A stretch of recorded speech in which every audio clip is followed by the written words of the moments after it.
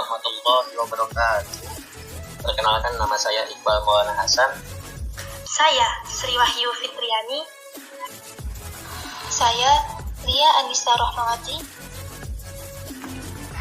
Kami dari kelompok 7 akan menjelaskan tentang kebijakan moneter dan teori inflasi menurut pemikiran ekonomi Al-Maqrizi. Poin-poin materinya seperti berikut. Pertama, ada biografi tentang Al-Maqrizi. Yang kedua, yaitu karya-karya Al-Maqrizi. Yang ketiga, yaitu uang dan kebijakan moneter. Yang keempat, faktor penyebab inflasi. Dan yang kelima, inflasi dan korupsi. Dan yang keenam, relevansi dalam konteks.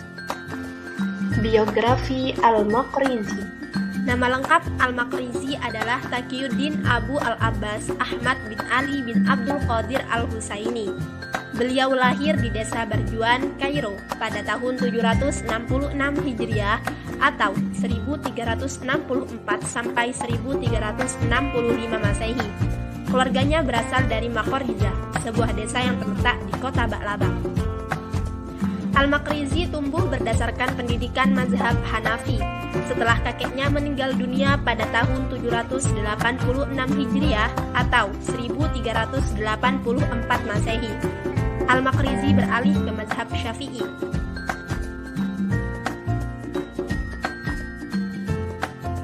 Al-Maqrizi sosok yang pencinta ilmu seperti fikih, hadis, sejarah dari para ulama besar yang hidup di masanya, seperti Ibnu Khaldun.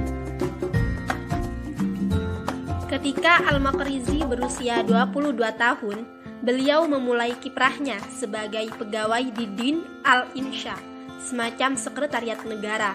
Kemudian beliau diangkat menjadi wakil qadhi pada kantor Hakim Agung Mazhab Syafi'i, khatib di Masjid Jami Amr dan Madrasah As-Sultan Hasan, imam Masjid Jami Al-Hakim, dan guru hadis di Madrasah Al-Mu'ayyadah. Pada tahun 811 Hijriah atau 1408 Masehi, Al-Maqrizi diangkat sebagai pelaksana administrasi wakaf di Qolansia sambil bekerja di rumah sakit An-Nuri, Damaskus. Setelah 10 tahun di Damaskus, ia kembali ke Kairo. Sejak itu, ia mengundurkan diri sebagai pegawai pemerintahan dan menghabiskan waktunya untuk ilmu.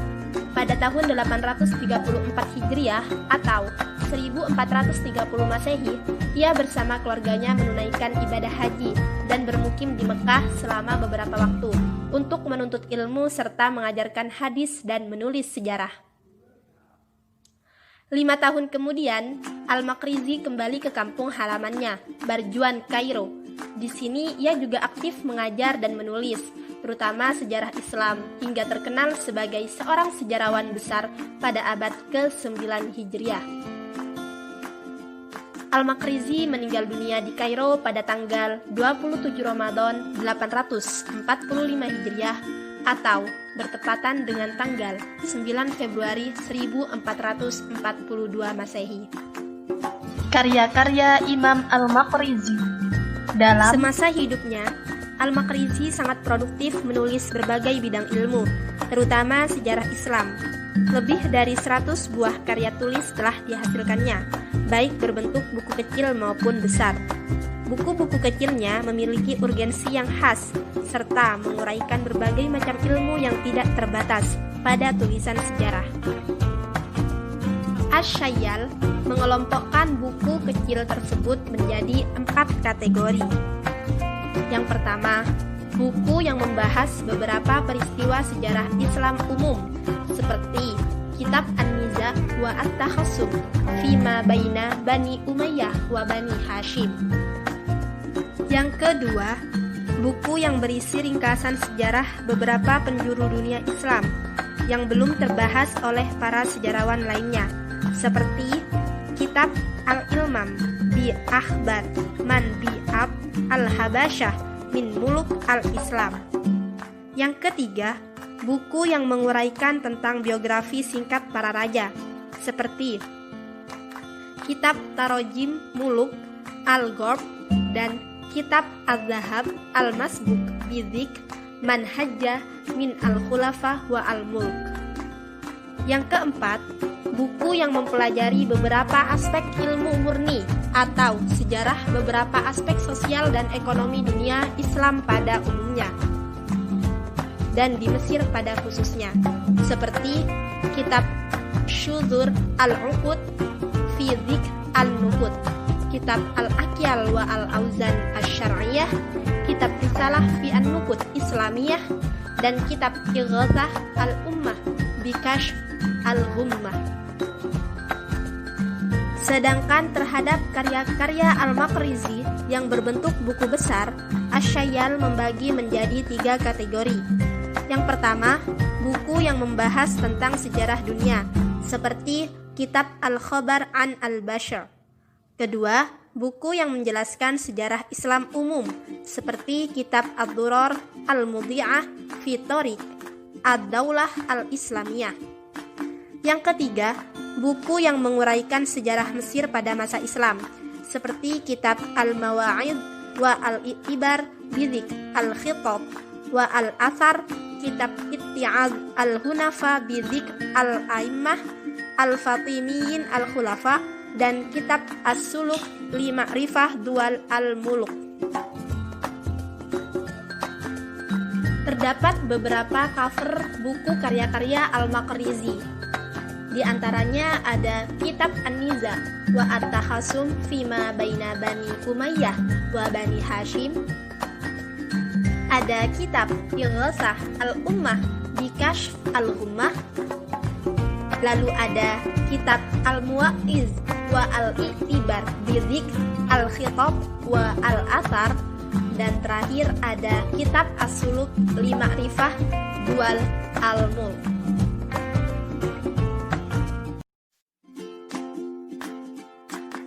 Kemudian ada faktor-faktor penyebab inflasi. Yang pertama yaitu inflasi alamiah. Menurut Imam Al-Maqrizi, ketika suatu bencana alam terjadi, kemudian berbagai bahan makanan dan hasil bumi lainnya mengalami gagal panen, sehingga persediaan barang-barang tersebut mengalami penurunan yang sangat drastis dan terjadi kelangkaan. Sedangkan permintaan terhadap barang mengalami peningkatan, harga melambung tinggi melebihi daya beli masyarakat. Akibatnya, transaksi ekonomi mengalami kemacetan, bahkan berhenti sama sekali, yang pada akhirnya menimbulkan bencana kelaparan, wabah penyakit, dan kematian di kalangan masyarakat. Untuk menanggulangi bencana itu, pemerintah mengeluarkan sejumlah besar dana yang mengakibatkan pembendarahan negaraan mengalami penurunan drastis karena di sisi lain pemerintah tidak memperoleh pemasukan yang berarti. Akibatnya, harga barang-barang ini mengalami kenaikan yang kemudian diikuti oleh kenaikan harga berbagai jenis barang dan jasa lainnya termasuk upah dan gaji para pekerja. Ada inflasi karena kesalahan manusia. Ada 3 penyebab inflasi ini. Yang pertama yaitu korupsi dan administrasi yang buruk. Al-Maqrizi menyatakan, pejabat yang korup mereka berusaha mengumpulkan harta sebanyak-banyaknya dengan menghalalkan segala cara. Merajalelanya ketidakadilan para pejabat telah membuat kondisi rakyat semakin memprihatinkan, sehingga mereka terpaksa meninggalkan kampung halaman dan pekerjaannya. Akibatnya, terjadi penurunan drastis jumlah penduduk dan tenaga kerja serta hasil-hasil produksi yang sangat berimplikasi terhadap penurunan penerimaan pajak dan pendapatan negara. Lalu ada lagi penyebabnya yaitu pajak yang berlebihan. Menurut Imam Al-Maqrizi, akibat dominasi para pejabat bermental korup dalam suatu pemerintahan, pengeluaran negara mengalami peningkatan yang sangat drastis, sehingga kompensasinya mereka menerapkan sistem perpajakan yang menindas rakyat dengan memberlakukan berbagai pajak baru serta menaikkan tingkat pajak yang telah ada. Hal ini sangat berpengaruh kondisi para petani yang merupakan kelompok mayoritas dalam masyarakat. Akibatnya mereka kehilangan motivasi kerja, dengan demikian terjadi penurunan terhadap produksi sehingga menyebabkan kenaikan harga suatu barang. Uang dan kebijakan moneter. Al-Maqrizi menguraikan bahwa bangsa Arab jahiliyah menggunakan dinar emas dan dirham perak sebagai mata uang pada tahun 76. Khalifah Abdul Malik bin Marwan melakukan reformasi moneter dengan mencetak dinar dan dirham emas dan dirham Islam. Penggunaan kedua mata uang ini terus berlanjut tanpa perubahan yang berarti hingga pemerintah Al-Mu'in, khalifah terakhir dinasti Abbasiyah. Dalam pandangan Al-Maqrizi, kekacauan mulai terlihat ketika pengaruh kaum Mamluk semakin kuat di kalangan istana, termasuk terhadap kebijakan percetakan mata uang dirham campuran. Pasca pemerintahan Sultan Al-Kamil, pencetakan mata uang tersebut terus berlanjut hingga pejabat di tingkat provinsi terpengaruh laba yang besar. dari aktivitas ini. Kebijakan sepihak mulai diterapkan dengan meningkatkan volume pencetakan fulus dan menetapkan rasio 24 fulus per dirham. Akibatnya, rakyat menderita kerugian besar dengan barang-barang yang dulu berharga setengah dirham, sekarang menjadi 1 dirham. Keadaan ini semakin memburuk ketika aktivitas pencetakan fulus meluas pada masa pemerintahan Sultan Al-Adi Qutb dan Sultan Az-Zahir Barquq yang mengakibatkan penurunan nilai mata uang dan kelangkaan barang-barang. Al-Makrizi menyatakan bahwa penciptaan mata uang dengan kualitas yang buruk akan melenyapkan mata uang yang berkualitas baik. Hal ini terlihat jelas ketika ia menguraikan situasi moneter atau pengaturan jumlah uang yang beredar pada tahun 5 Hijriah. Maka pada masa pemerintahan Sultan Shalihuddin Al-Ayyubi, mata uang yang dicetak mempunyai kualitas yang sangat rendah dibandingkan dengan mata uang yang telah ada di peredaran. Dalam menghadapi kenyataan tersebut, masyarakat akan lebih memilih untuk menyimpan mata uang yang berkualitas baik dan meleburnya menjadi perhiasan, serta melepaskan mata uang yang berkualitas buruk ke dalam peredaran. Akibatnya, mata uang lama keluar dari peredaran. Menurut Al-Makrizi, hal tersebut juga tidak terlepas dari pengaruh pergantian penguasa dan dinasti pada masing-masing menerapkan kebijakan yang berbeda dalam pencetakan bentuk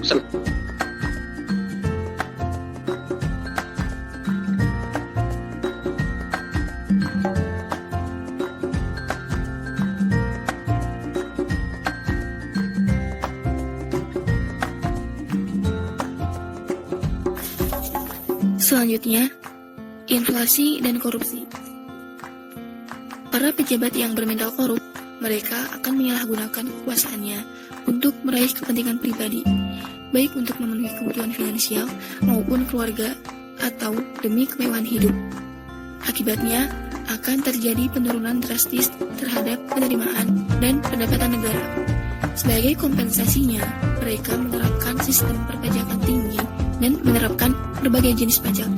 Konsekuensinya, biaya-biaya produksi meningkat dan akan berimplikasi pada kenaikan harga barang produksi atau akan terjadi inflasi. Forum Ekonomi Dunia merilis data bahwa korupsi masih menjadi masalah utama bagi pelaku bisnis di Indonesia. Korupsi memaksa pebisnis mengeluarkan biaya tambahan sebesar rata-rata 10% untuk memperlancar usahanya. Hal ini membuat para investor dari luar negeri enggan untuk menanamkan modalnya di negeri ini karena mahalnya upaya menjalankan bisnis di Indonesia. Sementara itu, pengusaha-pengusaha kecil jadi enggan untuk bersaing. Konsumen juga dirugikan karena biaya tambahan yang dikenakan akan dibebankan ke konsumen dengan menaikkan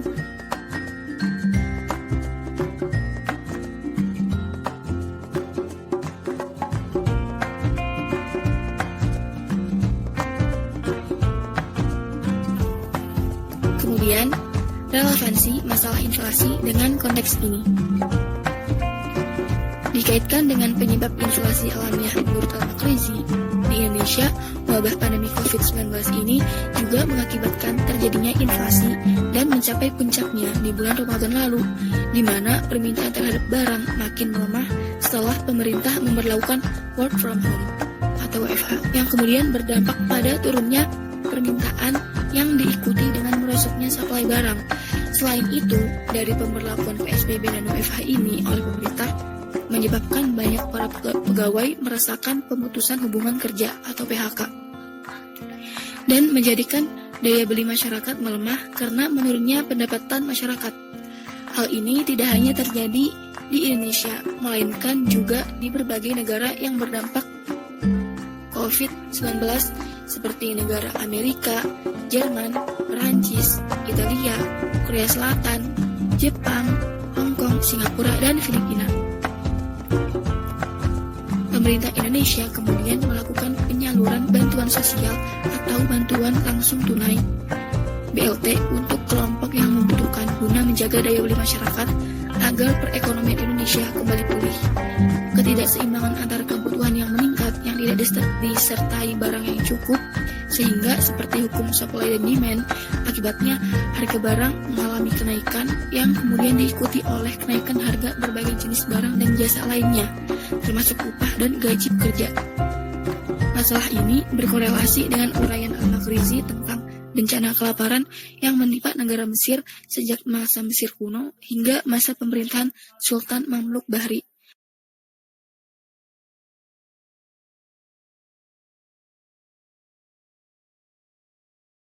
Sekian penjelasan dari kelompok kami, yaitu kelompok 7. Terima kasih banyak atas perhatiannya. Ila liqa, akhirul kalam. Assalamualaikum warahmatullahi wabarakatuh.